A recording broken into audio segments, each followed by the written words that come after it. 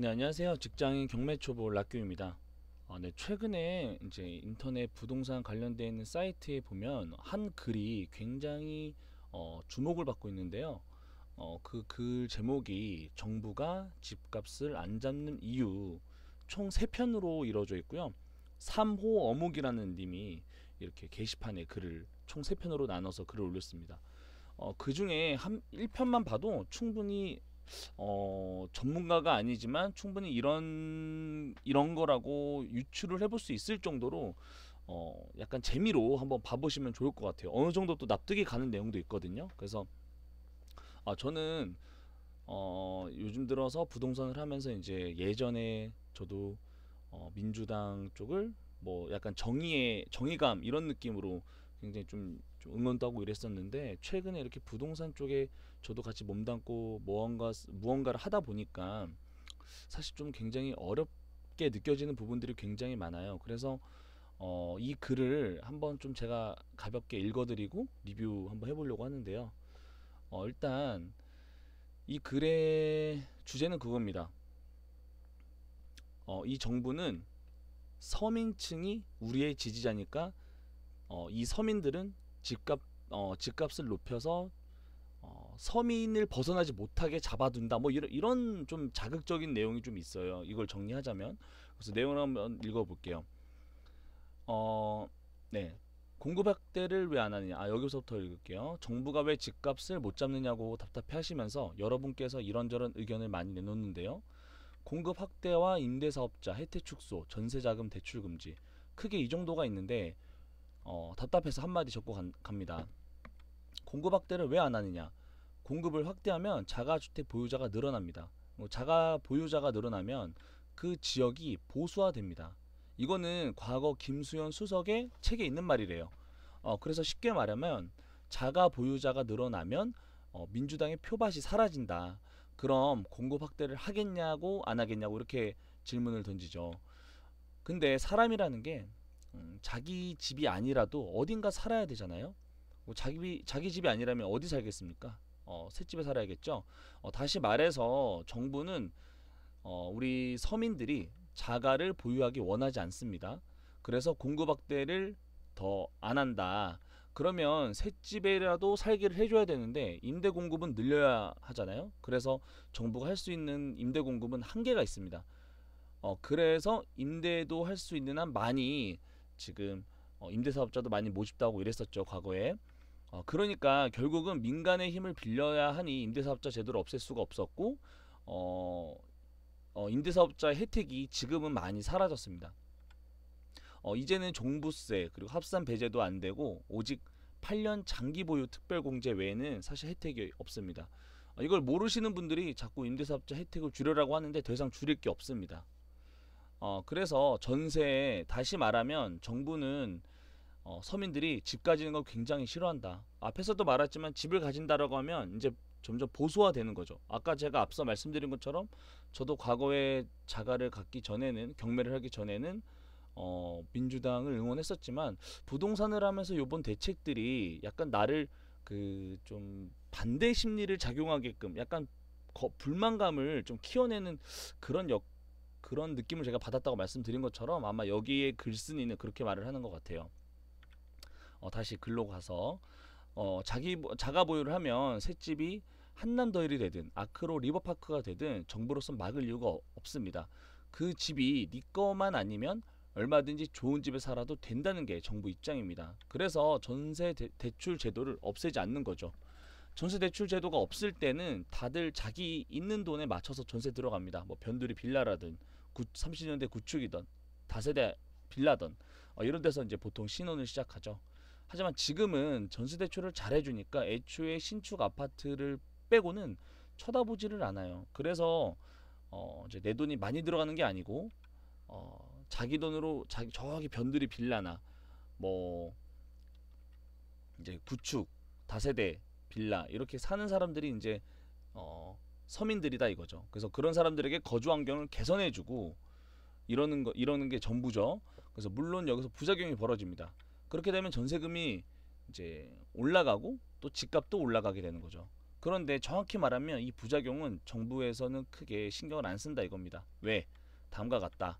정부 입장을 요약하면 비싼 집을 많이 사는 사람은 세금을 많이 거둘 수가 있다라는 거죠. 그리고 비싼 집 살 능력이 되는 사람들 외에는 집 사지 말고 그냥 전세나 월세 살아라. 이런 정부 입장이라고 얘기하고 있습니다.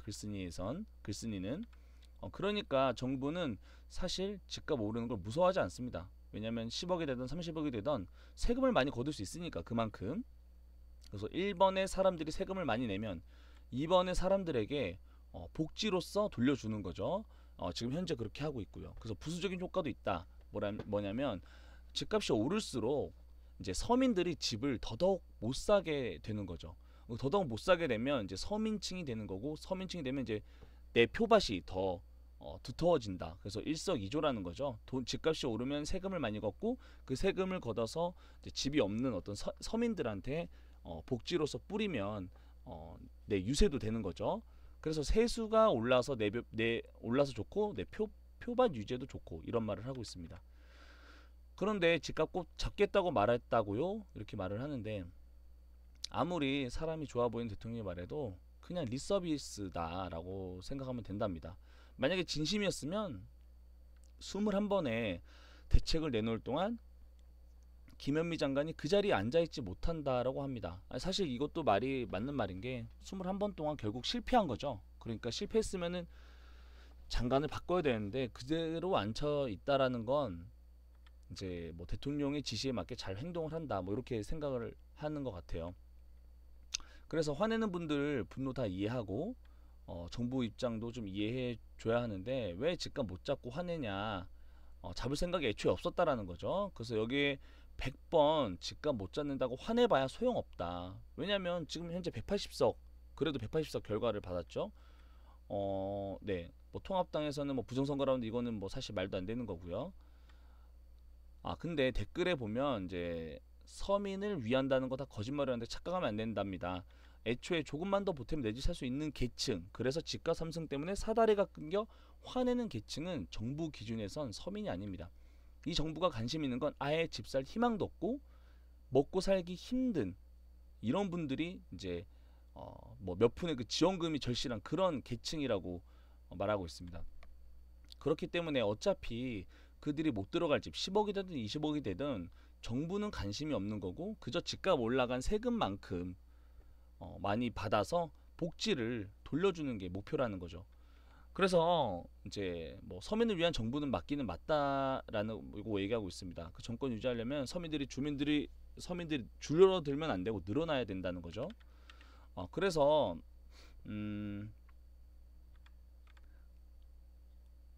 네, 그래서 이 정부가 없는 사람 편인 것도 나쁘다고 보진 않는다. 왜냐하면 있는 사람 편인 것보다 없는 사람 편이 더 보기 좋지 않냐.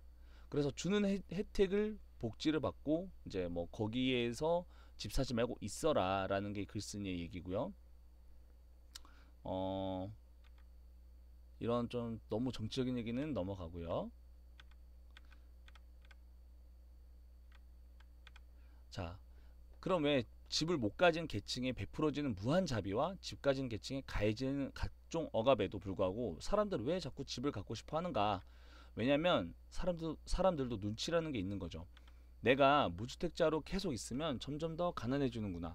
당연히 깨달을 수밖에 없죠. 내 전세금 3억이 그대로 있는 동안 이 집은 5억짜리가 10억이 돼 있으면 내 전세금은 그대로 3억인데 집주인은 이미 그 사이 5억을 벌었으니까 그만큼 차이가 있는 거고, 집값이 올라가면 전세금을 3억에서 5억으로 올려버린다 이거죠.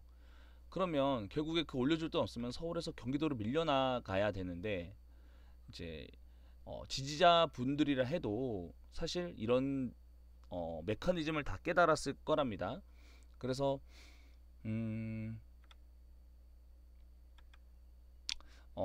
가진 자는 점점 더 가지게 되고 못 가진 자는 점점 더 못 가지게 된다는 이런 메커니즘이 있고, 그래서 최대한 빨리 내 손 닿는 대로 최대한 빨리 움켜쥐려고 노력을 한다고 합니다. 그래서 저번에 15억 이상 대출 영원을 만들어놔서 15억과 14억 9,999원 사이에 넘을선 벽을 만들어놨죠. 근데 이번 대책 나온 게 10억 이상 대출은 영원이라는 썰이 돌죠. 그래서 12억 이상 대출 영원을 만들면 그 다음은 9억이겠죠. 그 다음은 6억이고요. 그럼 눈앞에서 자꾸 사다리가 멀어져 가는 거죠. 사실 이게 부동산 얘기뿐만 아니라 교육도 마찬가지입니다. 특목고 자사고 왜 폐지시켰겠습니까? 이 정부는 사다리 오르는 것 자체를 싫어하는 정부라고 합니다. 그래서 원래 잘 사는 사람들은 해외 유학 보내는 거 뭐 그런 거 상관 안 한답니다. 근데 애매한 사람들 이제 뭐 서민도 아니고 중산층도 아닌 분들이 사다리를 오르고 한다는 거. 사다리를 오르려고 한다는 건 이제 조금 더 잘 살아보려고 노력하는 그런 사람들을 표현하는 것 같아요. 그래서 따뜻한 개천에서 사랑하는 내 새끼야 우리가 가재붕어 개구리란다 하면서 천년 만년 살 생각 없으면 그 와중에라도 좋다는 학구는 어떻게든 이악 물고 버텨서 맹모 노릇하는 거죠. 그래서 강남 목돈값이 폭발할 거라고 합니다. 앞으로는. 하지만 지금이라도 시간이 지나서 한시라도 빨리 들어가지 않으면 사다리가 점점 끊기겠죠. 슬프지만 각자 도생입니다. 눈치 빠른 사람만이 그 와중에 살아남는 거예요. 부디 여기 계신 모든 분들이 각자 눈치 챙기시기 바랍니다.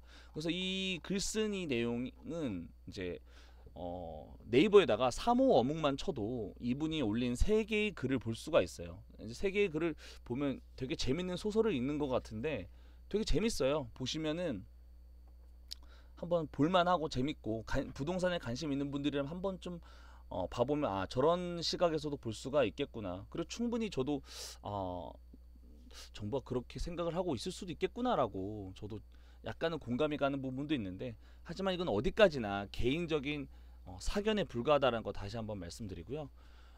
이 글쓴이가 최근에 굉장히 지금 주목을 받고 있고 요 조회수만 봐도 37만이죠. 네, 그만큼 정부가 집값을 안 잡는 이유는 집값이 뛰면 뛸수록 풍선 효과로 뛰면 뛸수록 세금은 그만큼 부족한 세금은 세수 확보를 할 수가 있고 그 세수 확보한 걸로 복지를 이제 밑에 서민들한테 주면서 내 유세를 하고 내 표밭을 유지를 한다. 뭐 이런 느낌의 글이었던 것 같아요. 그래서 혹시 뭐 이걸 보신 분들은 2편, 3편 한번 보시면 재미삼아 한번 보시면 좋을 것 같습니다. 네, 감사합니다.